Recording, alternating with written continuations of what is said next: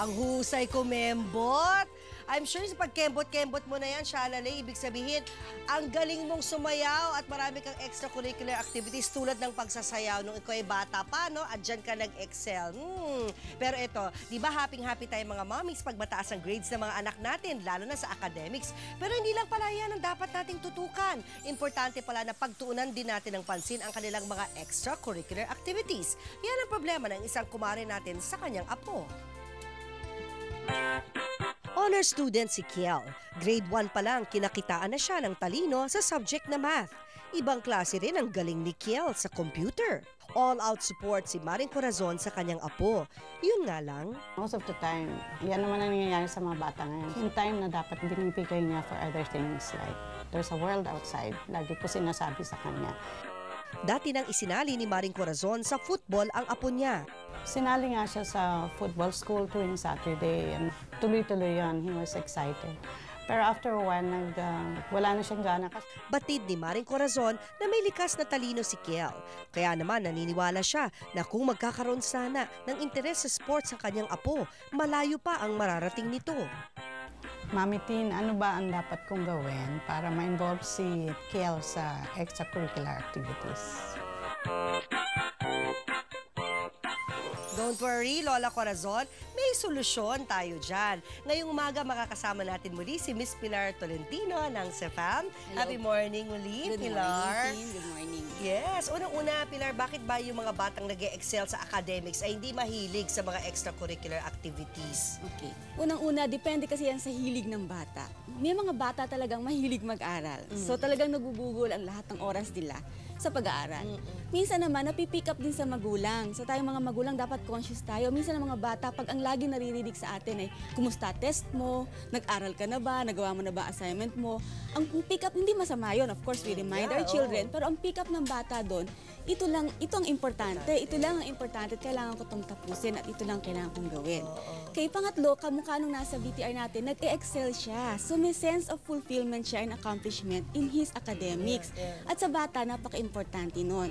At susuportahan natin yung bilang magulang. Pero also, bilang magulang, syempre concerned tayo sa total development. And sabi nga natin, holistic development ng ating anak. So gusto sana natin ma-involve siya sa ibang extracurricular activities. Dapat nga maging well-rounded individual tayo. Pero paano nga ba natin maeengganyo ang mga bata na sumali sa mga extracurricular activities? Well, una, hayaan natin silang pumili kung ano yung interest nila. Mahirap kasi kung tayo yung mag-i-impose sa kanila. No, sa sports ka, sa arts ka, sa music ka. Mapipilitan lang yung bata, hindi nang gagaling sa kanya. Mas maganda kung siya yung magsabi, ano yung other interests niya na gusto niyang i-explore. No? Pangalawa, sa pamilya, kung pwede, gawin din nating bahagi ng activity natin yung ibang areas, tulad ng arts, music, or kahit religious activities, no? Yung involvement sa parishes. So yung bata na-expose siya sa iba't iba pang area na pwede niyang pag-aralan. Ayun. So ano po yung positibong epekto sa isang batang lumalaki na namumulat sila sa iba't ibang mga aktibidad bukod sa yung pagkahilig nila sa academics? Well, una, nade-develop yung mga talents nila. No? Minsan kasi sa school, hindi naman talaga yun ang focus, no, sa academics. So kung mahilig siya sa arts, no, nakakaroon siya ng opportunity to develop that talent. No?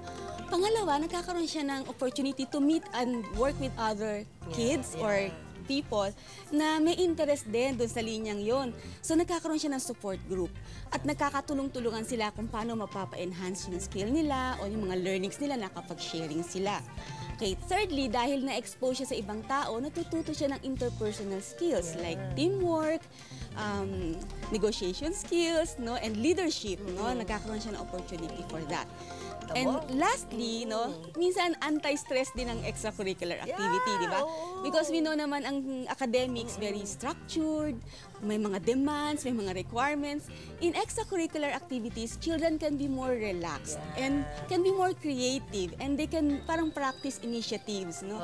So, mas minsan na-enjoy yan ng mga bata pag nagkakaroon sila ng chance to be more flexible. Oo, tsaka pag nag-exercise ka, di ba, nagre-release po tayo ng happy hormones. Kaya parang ang saya-saya ng disposition natin. Although competitive din yung sports, di ba? Eh, ibang larangan naman yon, di ba? So, paano natin ngayon, meron ba negative effect pala, if ever, itong pagkahilig sa extracurricular activities? Well, kung hindi mababalanse, di mapapabayaan naman yung academics. Di ba? What we're saying is, yung dalawang activity should be complementing. No? Dapat na natutulungan ng bawat isa. Yung academics ay nakakatulong para sa involvement niya sa extracurricular activities at ganun din yung extracurricular para naman mabalik yung excitement din niya sa academics. Example ng pagbalanse, pagkatapos po sa eskwela ng inyong anak, let's say ang klase nila 7:45 to 3:30, afternoon kung mahilig siya mag-swimming muna siya. Mag-swim Yes. class muna siya para ma-release din yung tension o yung stress niya sa buong araw na pag-aaral. Yes. O, diba? So nakakatulong din yun, di ba? Talaga, Sabi nga nila, talaga. nakaka-relax yun eh.